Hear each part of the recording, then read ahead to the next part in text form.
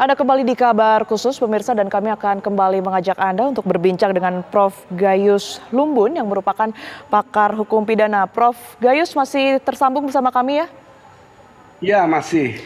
Baik, Prof. Gayus tadi Anda sempat menyinggung adanya pasal 221 KUHP yang kemudian ini tentang perintangan penyidikan. Nah, sementara kita ketahui bahwa Jaksa Penuntut Umum ini berlandaskan dengan UU ITE begitu. Nah, bisa dijelaskan Prof, ini perbedaannya seperti apa?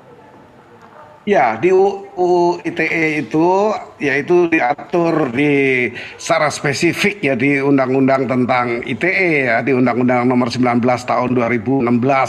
Itu lebih spesifik ya, karena di situ dianggap semua orang sadar bahwa peran atau guna dari alat ini adalah untuk berbagai hal, untuk direkam, untuk bisa diputar kembali apa yang terjadi di sekitar sana. Nah, itu tentu disadari oleh para petugas polisi yang diminta tadi untuk melakukan pengerusakan atau membongkar. Nah, inilah kaitan kejelian JPU untuk menggunakan ITE.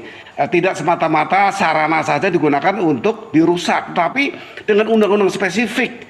Ya tadi Undang-Undang 19 tahun 2016 ini memang spesifik untuk yang dirusak itu barang-barang elektronik sehingga menggunakan undang-undang tentang ITE. Nah, ini tepat sekali sehingga ancaman hukumnya juga cukup berat di sini. Oleh karena itu ini perlu diperhatikan karena yang dirusak benda, alat khusus yang berguna untuk sebuah proses penyidikan di mana hampir semua anggota kepolisian mengenal hal itu, terutama yang sudah berpangkat cukup tinggi. Baik, Prof. Gayus, untuk hukuman sendiri, ini yang terberat atau sanksi terberatnya ini sebenarnya seperti apa sih? Kalau obstruction of justice di perkara tipikor, ini saya menyimpang sedikit sesuai dengan tema dakwaan, ini minimal saja 3 tahun, minimal itu, maksimalnya 12 tahun. Sementara kalau hanya menghalang-halangi di Undang-Undang KUHP itu hanya 9 bulan, bahkan dikecualikan keluarga. Artinya kalau ada istri yang menghalang-halangi untuk suaminya diproses hukum, itu hak yang wajar, manusiawi, itu dibebaskan, termasuk sampai dengan hubungan keluarga semenda, keponakan, 2 derajat. Nah, ini sebabnya bagaimana jaksa umum itu dengan kejeliannya, dengan kepiawaiannya melakukan dakwaan yang nanti akan dituntutan dan hakim itu mengikuti. Karena apa? Dakwaan ini sudah sesuai yang bersumber dari penyidikan. Jadi terprogram dengan baik. Sejauh ini Prof, ada kasus serupa begitu yang kemudian ini sudah menyentuh hukuman maksimal? Saya memperhatikan maksimal dalam pasal 56, saya meyakini menurut konstruksi pikiran saya ini sudah ada. Maksimal mengikuti berapa maksimal yang dilakukan sebagai pelaku utamanya. Pelaku utama itu sering orang sebut sebagai mastermind ya, dalang.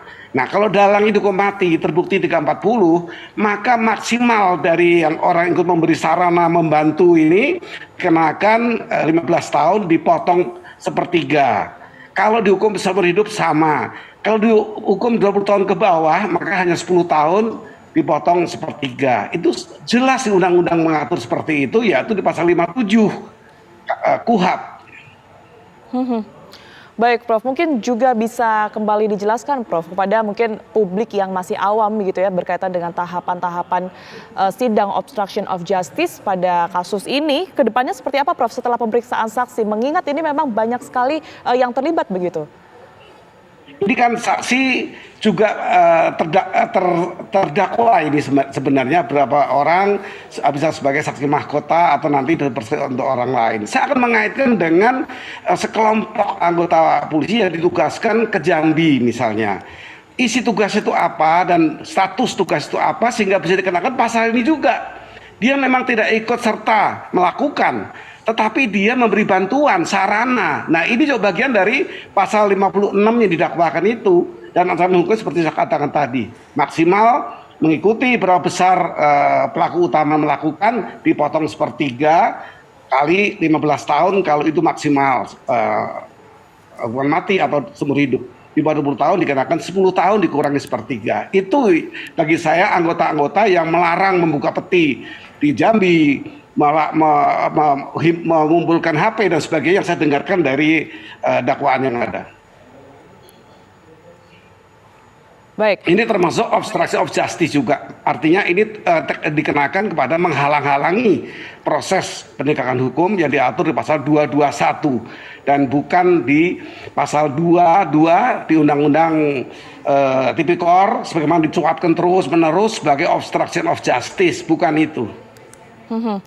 Prof, bisa tidak kalau ini kan kasus obstruction of justice, namun berkaitan dengan pembunuhan Brigadir Yosua begitu. Namun ada juga kasus lain yang kemarin disidangkan, yakni fokus pada pembunuhannya. Nah, ini kemudian keterangan saksi ini bisa tidak mempengaruhi hukuman yang berada di kasus pembunuhannya itu sendiri, pasal 338 dan 340?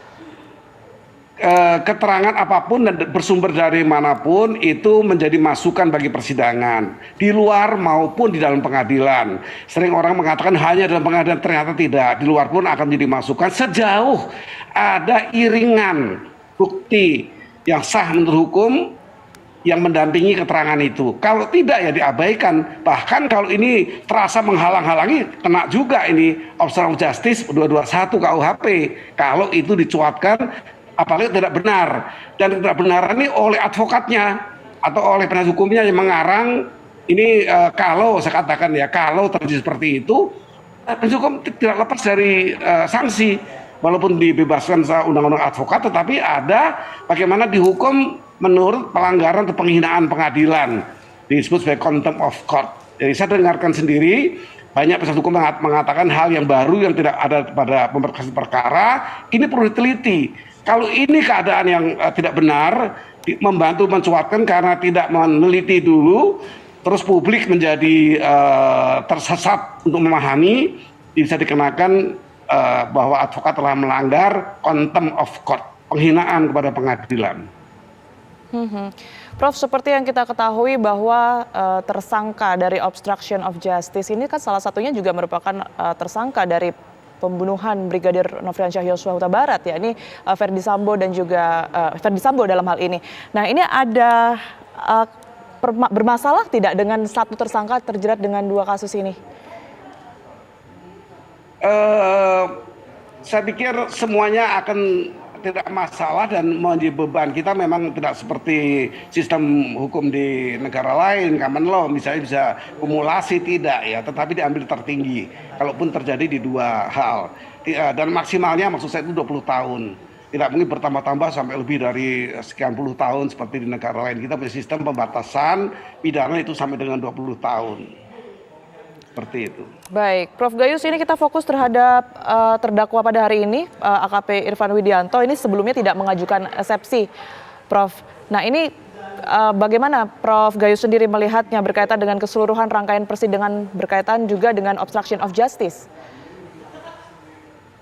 Tadi disebutkan oleh hakim yang sempat saya dengar tidak langsung, tapi saya dengar keterangannya. Eksepsi ini ditolak karena ini memasuki wilayah di luar eksepsi yang ada pada dakwaan, yaitu tempus, locus delicti, hal yang menyangkut personal yang didakwakan ya.